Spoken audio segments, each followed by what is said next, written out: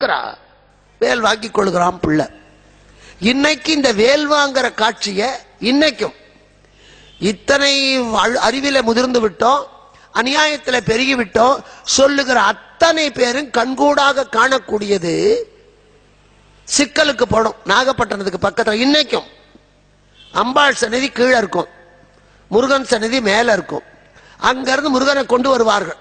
சூரசம்ஹாரத்துக்காக வேல் வாங்க வருவான். எல்லா ஊர்லயும் இருக்கிற மாதிரி பஞ்சலோகத்துல செய்த விக்கிரகம் தான். இன்னைக்கோ நேத்திக்கோ அதுல ட்ரிக் பண்ணி செஞ்சதில்லை. அது எத்தனையோ ஆயிரம் காலத்துக்கு முன்னால செய்யப்பட்ட சிலை. உங்க ஊர் கோயில்ல இருக்கிறது அதே தான். அந்த விக்கிரகத்தை எடுத்துக்கொண்டு வருவார்கள். அம்பாள் சந்நிதியில நிறுத்தி மந்திரங்களை சொல்லி சொல்லி குறுக்கி நடுக்கி சாமியை கொண்டு போவார்கள். அம்பாள் கையிலிருந்து வேலை வாங்கி முருகன் கிட்ட கொடுப்பாங்க. அந்த வேலை வாங்குற போது அந்த செப்பு திருமேனியில முத்து முத்தா வியர்க்கும். யார் வேணா பார்க்கலாம், யார் வேணா பார்க்கலாம். இதுல மூடு மந்திரம் எல்லாம் இல்ல.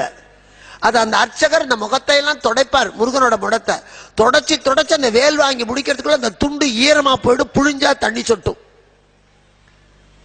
இது எதை சொல்றது? இதுல என்ன ட்ரிக் இருக்கு? அற்புதங்கள் என்பது கடவுள் இல்லை என்று சொல்லுகிறவர்கள் இது மாதிரி பல திருத்தலங்களுக்கு போய் பார்த்தால் தான் அறிவுக்கு அப்பாற்பட்ட அதிசயங்கள் நடக்கிற போது நமக்கு மேலே ஒரு சக்தி இருக்கிறது. கன்னியாகுமரிக்கும் சுசீந்திர நாகர்கோயிலுக்கும் சுசீந்திரத்துக்கு இடையில கேரளபுரம்னு ஒரு இடம். அங்க ஒரு பிள்ளையார், எல்லாரும் கோயில இருக்கிற மாதிரி அரச மரத்தடியில் அங்கே 4 பிள்ளையார் இருப்பார். அந்த ஒரு பிள்ளையார் வருஷத்துக்கு 6 மாசம் கருப்பா இருப்பார், 6 மாசம் வெள்ளையா இருப்பார். நான் 10 இடம் பார்த்திருக்கேன்.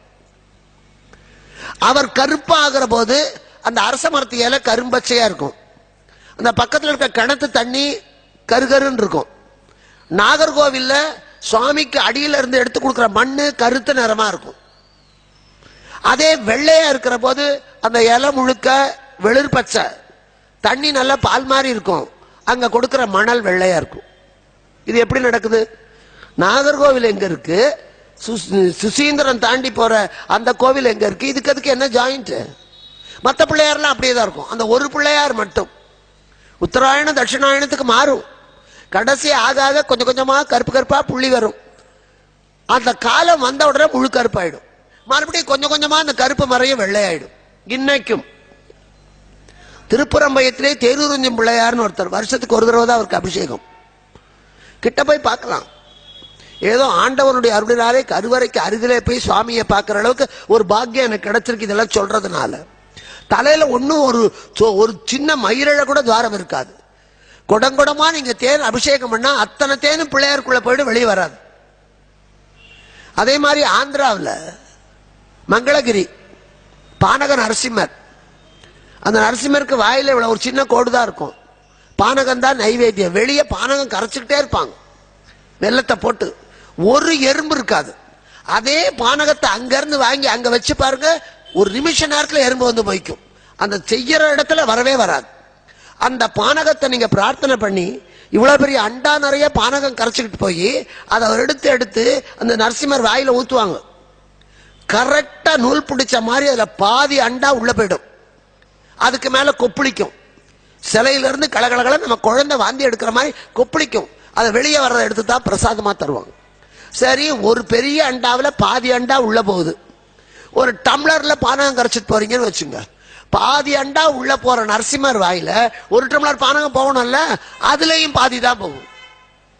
ஒரு டம்ளர் பானகம் கொண்டு போனாலும் பாதி டம்ளர் தான் போகும், வெளியே வந்துடும். இது எப்படி எப்படி சொல்லுங்க உங்க பகுத்தறிவு வாதியெல்லாம் முடியாது. அதே மாதிரி இன்னைக்கு திருநள்ளம் என்பது கோனேரி ராஜபுரம் கும்பகோணம் பக்கத்துல, தேடித்தான் போகணும். அதெல்லாம் படிச்சு வச்சுக்கிட்டு அங்கங்க போய் தேடணும். அங்க ஒரு கதை சொல்லுவார்கள். பெரிய நடராஜா 8 அடி உயரம். அங்க அது அந்த நடராஜா பெரியவர், 8 அடி உயரம். அவர் ஒரு இதுலதான் வச்சிருக்காங்க, கருவறையெல்லாம் கிடையாது. அதுக்கு அந்த கோனேரி ராஜபுரத்துலதான் 4 பக்கத்திலேயே அக்ரஹாரம். அங்க இருக்கிற வேதியர்கள் தான் உண்மையான வேதியர்கள். எப்படி வாழ வேண்டுமோ வேத சாஸ்திரம் கடித்த பண்டிதர்கள் அங்கதான். அங்க ஒரு அரசன் வருகிறான். நாளை காலைக்குள்ளாக எனக்கு ஒரு 8 அடிக்கு ஒரு நடராஜா பண்ணணும்னா சிற்பி இருந்தார். சிற்பி சொன்னார், காத்தாலைக்குள்ள பஞ்சலோகத்தை உருக்கி அச்சு பண்ணி அதை ஊத்தி அது காஞ்சி அதை செதுக்கி பண்ண முடியாது. நாளை காலைக்குள்ள நீ நடராஜா கொண்டு வரலன்னா உன் தலையை வெட்டிடுவேன்.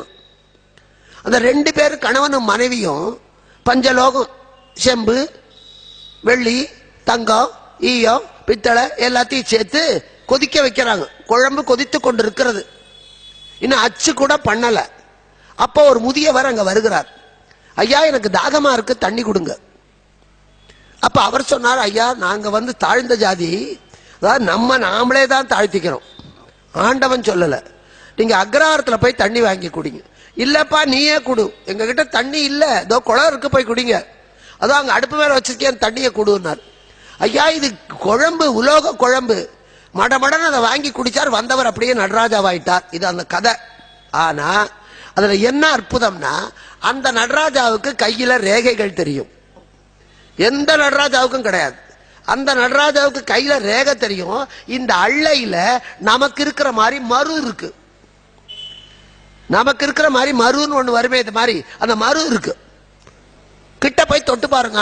நான் தான் போய் தொட்டு பார்த்தேன், படிச்சுட்டு போனேன். கேட்டவொன்னே அவன் தெரிஞ்சுக்கிட்டா, ஓய்வுங்க தெரிஞ்சுக்கிட்டு தான் வந்திருக்காங்க.